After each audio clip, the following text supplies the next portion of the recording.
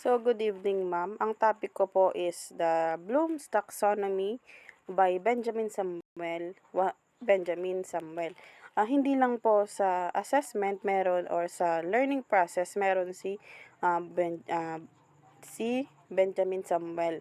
Meron din po siya sa TTL 1. So, yung revision po ng Bloom's Taxonomy 2001 is hinati niya sa tatlong category. The number 1 is the terminology, the number 2 is the structure, and the number 3 is the emphasize. Kapag sinabi po nating terminology, ito po yung change niya lang yung noun from verb.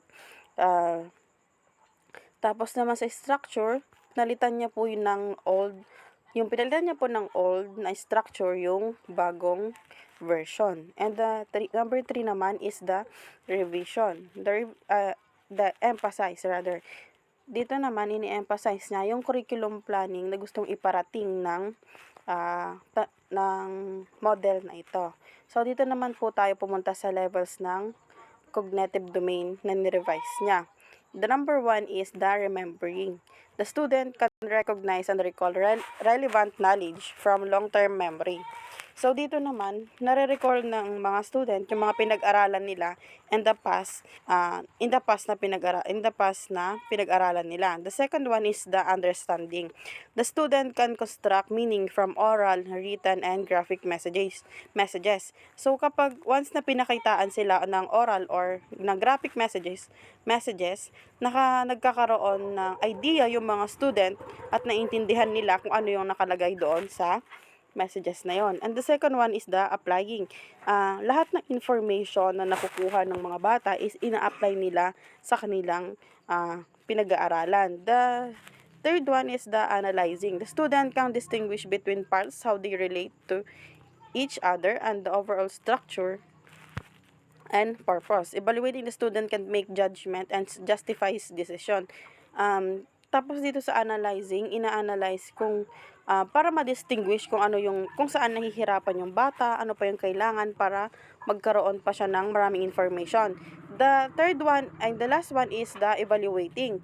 So the student can make judgment and satisfy decision.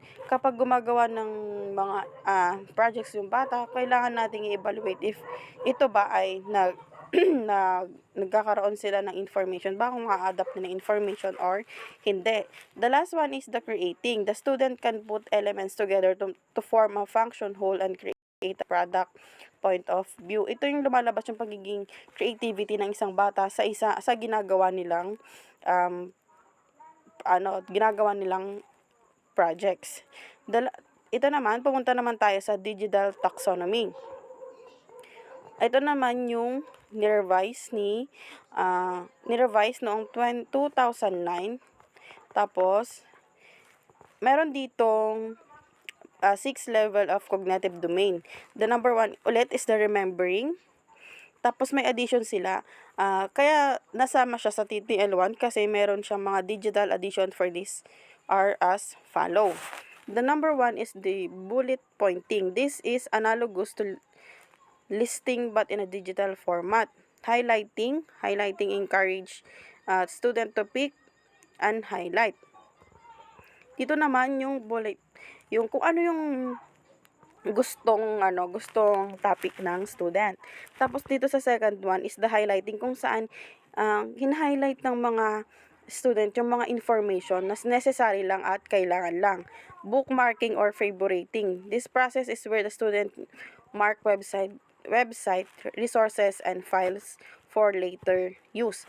Ito naman yung naghahanap na yung mga student ng mga website na kung saan alam nilang makakatulong sa kanila. The number 4 is the social network. This where people develop networks of friends and associated bookmarks. As social network can form key elements of collaborating and networking. Tapos, number 5 naman is the social bookmarking. This is an online version of local bookmarking or favorite. This is more advanced because you can draw on others' bookmarks and tags. Ito yung nagdo-draw na tayo, nagtatags na tayo sa mga ibang friend natin. The number 6 is searching or googling. Search engines are key elements of student research. Students enter a keyword or phrase into the basic entry pane of search engine. Kung saan dito nagse-search na tayo. For example is, the best example is sa research natin. Kapag kailangan natin ng mga RRL, gumagamit tayo ng mga search, nagse-search tayo para makahanap pa tayo ng ibang information. The second one is the understanding. Sa digital naman, sinama dito is yung log journaling. Ito yung nagbablog, yung sikat na sikat ngayon yung blog or blog at students talks, write or types. The number naman is the categorizing and tagging. Katulad kanina ng parang nagtatag-tag na tayo sa mga kakilala natin ng mga information na alam nating makakatulong sa kanila.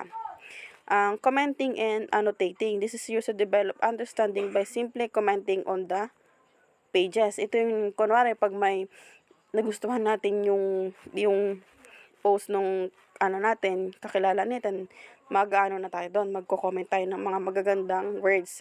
The number 5 is the subscribing. Ito naman yung katulad, for example, is yung mga social influencer ngayon na sinagsusubscribe tayo sa kanila.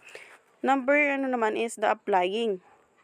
Ito ulit, yung running and operating is yung kung saan tinatry na natin na mag-operate doon sa mga program or mga ginagamit natin. Ito yung playing.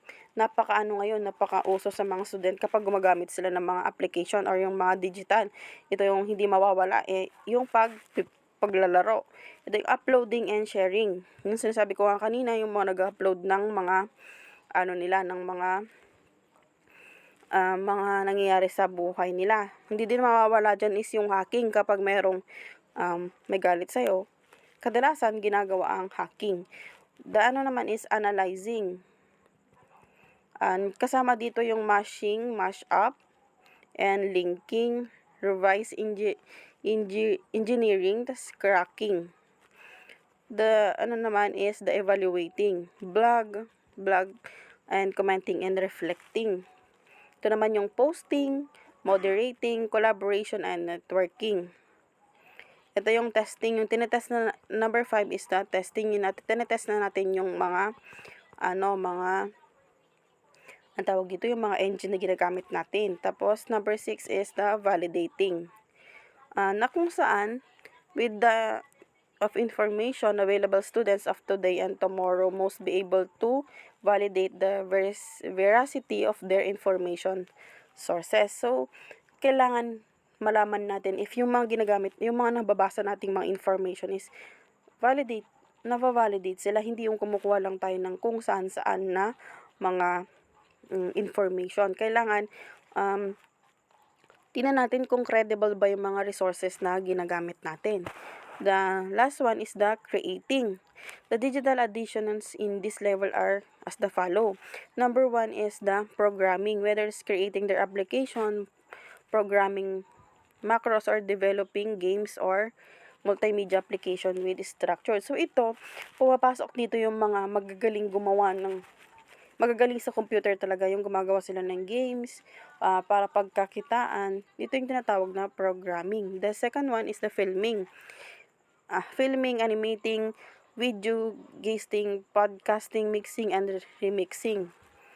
Ito yung film mo yung sarili mo habang naglalaro ka, ganun. Tapos, ito naman yung pumapasok dito yung sa directing and producing. For example dito, yung ginawa lang namin ma'am na film, na kung saan pumapasok doon yung directing and producing. Yung nag-produce po kami ng isang film po. Ito naman yung pinablish po siya, parang ginawa po sa amin, pinablish siya sa YouTube and sa Facebook po. Ito yung video vlogging, yung ginawa din namin ma'am sa isang subject namin, which is the production of sa materials po and sa materials na pinag-vlog kami about doon sa namin sa mga IMs po namin na ginawa. Ito yung weakening, creating, adding to, and modifying content, and creating or building mashups. Yun lang po yung sa akin and thank you po.